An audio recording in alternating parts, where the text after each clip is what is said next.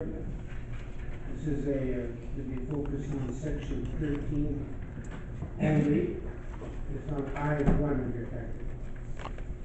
So, Mr. Mayor and Council, this item follows through with the work session from last week.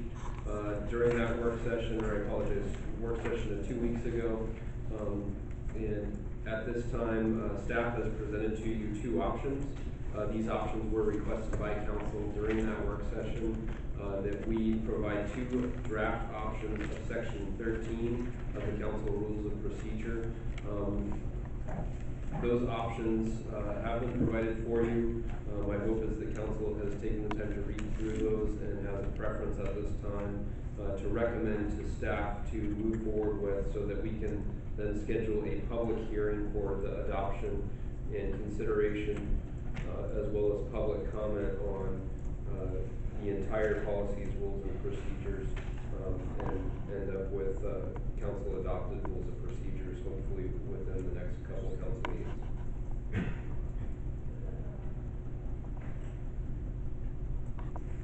Yes, Mr. Gordon.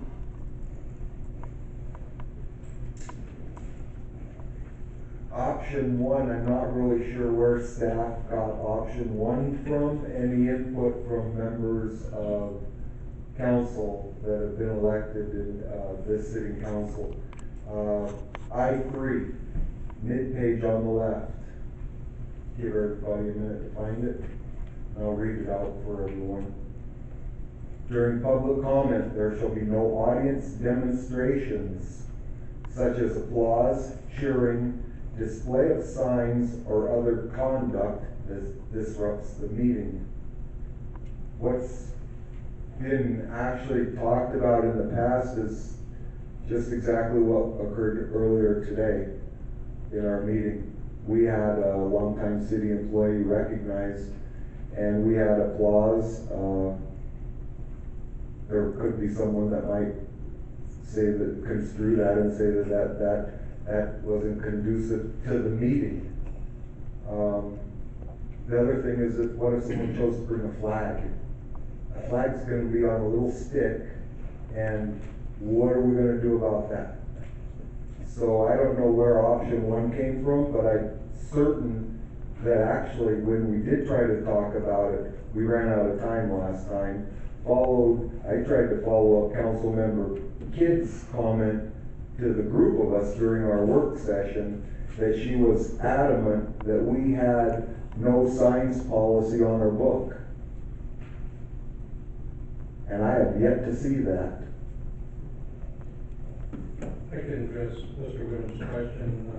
When we reviewed all of the other cities, this language came from another city. But I think at the last meeting we had consensus that we use the way the wording is in option 2, which seemed to be reached consensus from all of us, and that the option 1 version wasn't needed, and I agree to the sign issue would be dealt with in a different way. So yes, so for Mr. Whethem, if you look at option 2, number 3, it's almost the same thing, but it takes that language and says, during public comment, all speakers shall be courteous in their language and deportment, and there shall be no audience demonstrations that disrupt this meeting. So it takes away the applause, takes away the cheering, and so it's actually cleaner. And so that kind of replaces the one that you just read. So I would support option 2 rather than option 1. I would go farther to say I don't think there's anything in option 2 that I would object to. I think it makes, with the exception of the 20 people that are signed up versus the 10 people. If you look at 10 people, 5 people had 3 minutes in the first comment period, that would take up to 15 minutes. And there'd still be 5 people that are signed up that could be given 3 minutes in the second session, and you wouldn't exceed 15 minutes. If you were going to have more than that, then you could decide whether you wanted to, the mayor could decide, the design officer could decide whether to reduce the speakers to 2 minutes. But by leaving it at 10, I think you can allow the first period speakers to speak for 3 minutes.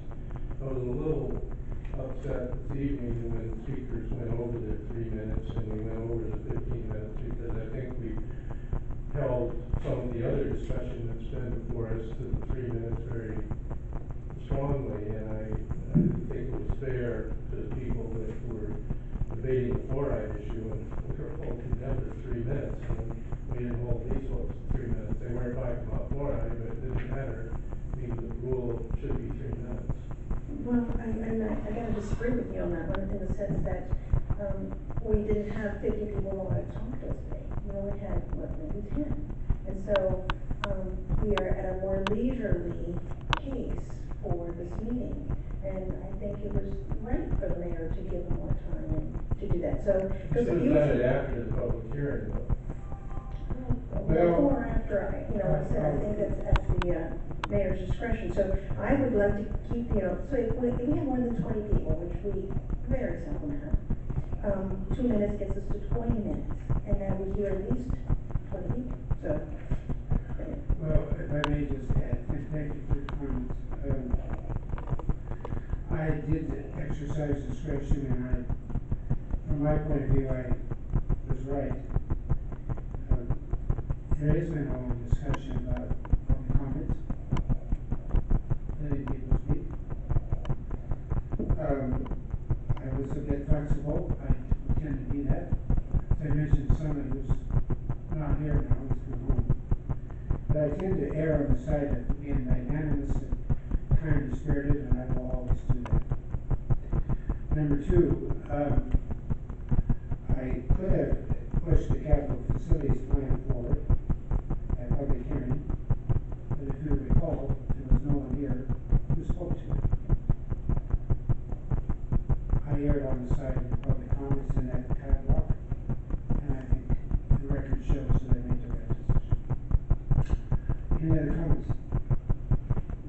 I concur. I prefer to have in here if more than 10 people are signed up rather than 20, because that creates expectations that may not be able to be met. So I just think we can, of course, we can expand at the discretion of the mayor, but I'd rather see 10 signed up for each speaker be allowed 2 minutes. And otherwise, if we have the expectation that too many people expect to be able to be heard at a public comment period, and then we have to go in at 6:30 to go to a public hearing, I don't want to have anything in that will be misunderstood or be offensive. I think 10 is more manageable, and we can work with that. Mr. Meredith? I support option 2 the way it stands. I also have one quick question on, again, all speakers must conform to the requirements of section 12 above, and, we don't have 12 above to refer to. I know that we were gonna talk about that, so that would be my only iffy statement, because I'm sorry, I currently don't know what section 12 I think that's above says. that's decorum and respect. Well, yeah, so, Let's strike that. Why would you strike that? well, we don't have the language in Want to front talk of us. about it? So, Mr. Mayor, for the record, council did discuss, section 12. Completed discussion on it and completed consensus. It's probably important to note that we did not have a unanimous decision relative to that section. But be that as it may, council did complete that review. There will be future opportunities to discuss section 12. Really tonight we want to focus on getting an option for